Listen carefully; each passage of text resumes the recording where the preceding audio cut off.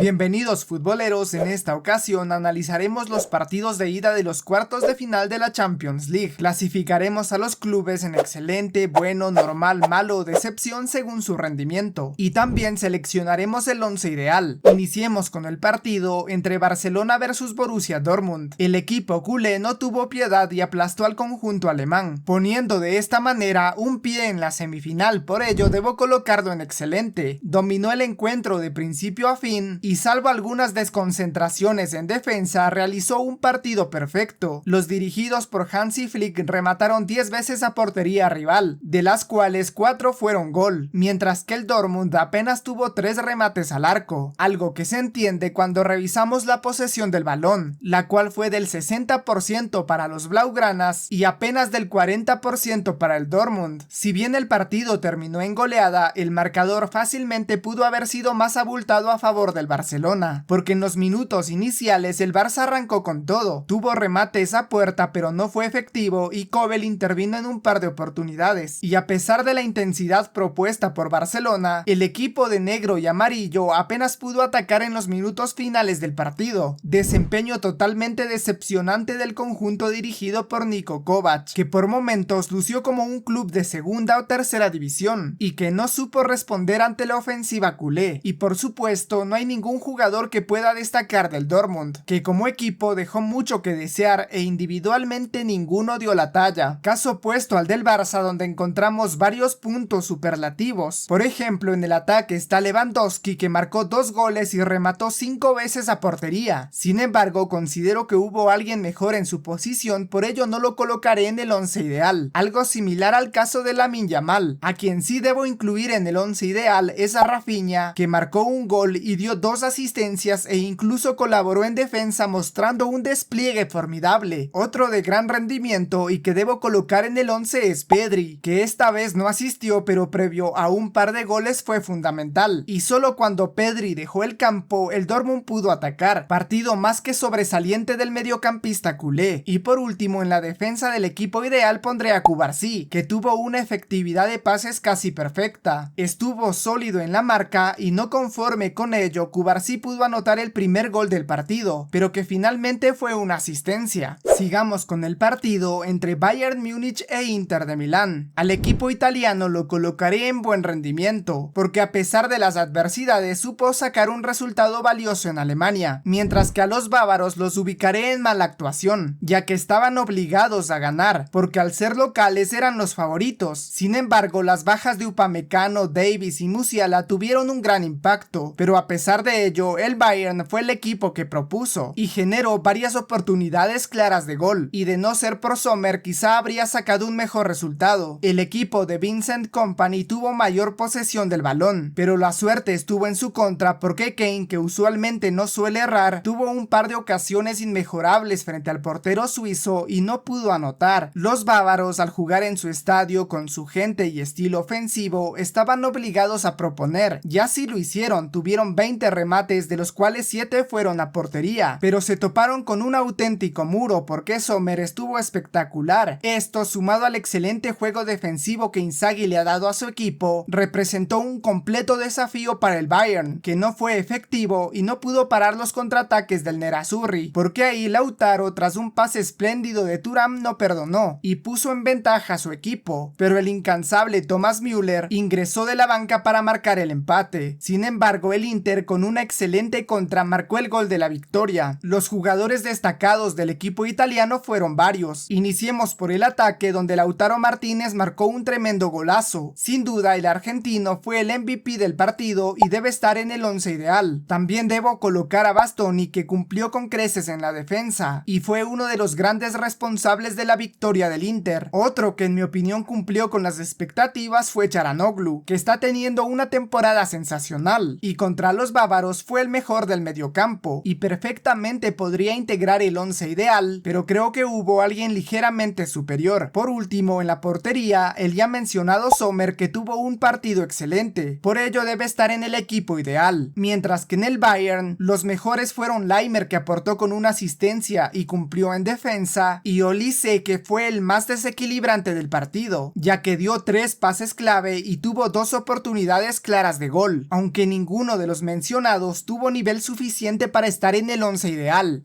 Continuemos con el encuentro entre Arsenal vs Real Madrid. Al equipo Gunner evidentemente debo colocarlo en excelente, ya que con la goleada prácticamente sentenció la llave, aunque en mi opinión aún no debemos dar por muerto al Real Madrid. Arsenal fue ampliamente superior. En cuanto a la posesión del balón, el equipo de Arteta tuvo el 54%, mientras que el Madrid el restante 46%, pero esta cifra no refleja la realidad, ya que es algo pareja. Y en cuanto a lo futbolístico, el cuadro de Londres aplastó al conjunto merengue, y de no ser por Thibaut Courtois probablemente el partido habría terminado con un resultado mucho más abultado, ya que el belga tuvo 5 salvadas fundamentales durante los 90 minutos. Otro dato que vale la pena revisar son los remates a portería. Mientras que Real Madrid apenas tuvo 3 tiros a puerta, Arsenal generó 11, es decir, una diferencia de más del triple. Y no es solamente la cantidad la que sorprende, sino también la calidad, porque los locales llegaron al arco contrario con más claridad. Acierto total de Mikel Arteta en colocar a Gabriel Martinelli y a Bukayo Saka en el 11 inicial, porque de esta manera aprovecharon la debilidad del Madrid por las bandas. Si bien Valverde cumplió marcando al brasileño, Fede no contribuyó en el ataque y el medio campo de su equipo se vio disminuido, pero por el otro costado, ante la ausencia de Mendy, tal vez Ancelotti se equivocó con David Álava, ya que el defensa austriaco no la pasó nada bien contra Saka, al igual que todo el equipo blanco que no tuvo su mejor noche de Champions. Por ello debo colocarlo en decepción. Los dirigidos por Carleto Ancelotti por momentos lucieron desmotivados, tal vez por la fatiga física generada por la gran cantidad de partidos jugados en el año, o quizá el aspecto mental les está pasando factura. Recordemos que sus propios aficionados los pitaron en los últimos partidos de Liga y de la Copa del Rey. Además, las bajas de Carvajal, Militao, Tchouaméni y Mendy se sintieron demasiado, y Arsenal lo supo aprovechar. Los mejores del partido en el Real Madrid fueron Mbappé, que en ataque fue el único que generó ocasiones claras. Bellingham fue otro de rendimiento aceptable, y debo reconocer su gran trabajo sin balón. Camavinga tuvo un partido decente que se vio opacado por ciertos errores y la expulsión. Y en el arco, como ya lo mencioné, Courtois estuvo sobresaliente, y en los goles nada pudo hacer. Si bien Thibaut Courtois reconoció públicamente que se equivocó al no poner un hombre más en la barrera, el gol se dio por gran mérito de Declan Rice, al cual es obligatorio incluirlo en el 11 ideal de estos cuartos de final, no solo por sus 2 tremendos golazos, sino también por su contribución e influencia en el juego. Otro de gran rendimiento fue Lewis Skelly, que con tan solo 18 años dio la talla para semejante partido, anuló completamente a Rodrigo, tuvo 2 pases clave y una asistencia. Ahora revisemos al PSG y al Aston Villa. Con un marcador de 3-1, aún no podemos decir que el París sentenció la llave, pero sin duda es un excelente resultado. Por ese motivo y también por el gran nivel futbolístico, colocaré a los parisinos en buen rendimiento. El equipo de Luis Enrique tuvo un dominio aplastante. La posesión del balón fue del 75% para el PSG y apenas del 25% para los villanos, pero el Dibu Martínez tuvo varias intervenciones y no permitió que abrieran el marcador, y tras un error de Nuno Méndez, el Villa no desaprovechó la oportunidad para marcar el primero del partido, y parecía un batacazo de los ingleses. Sin embargo, pocos minutos más tarde, Doué puso el empate, gol que sirvió para motivar a su equipo y remontar. Al Aston Villa debo ubicarlo en actuación normal, porque tuvieron un desempeño esperado, y a pesar de ser un equipo inferior, lograron adelantarse en el marcador. Partido muy discreto del conjunto en general, donde no hay alguien que haya sobresalido, algo opuesto a lo mostrado por los parisinos, que tuvieron varios puntos elevados. En el ataque todos cumplieron, tanto Kvaratskhelia como Dembélé y Doué estuvieron fantásticos. Sin embargo, solo este último integra el 11 ideal, y del medio campo debo seleccionar a Vitinha, que está teniendo una Champions sensacional y que en este partido no decepcionó, mientras que de la defensa debo seleccionar a Hakimi. El capitán del PSG estuvo imparable y por momentos lució como un delantero más, y también debo colocar en el 11 ideal a Nuno Méndez, que marcó un buen gol y dio una asistencia. Sin duda, el equipo francés posee a 2 de los mejores laterales del mundo. Futboleros, ¿están de acuerdo con el equipo ideal que he conformado? Si crees que faltó alguien, no dudes en dejarlo abajo en los comentarios, y si deseas saber mi pronóstico de estos cuartos de final, por aquí te dejo el video.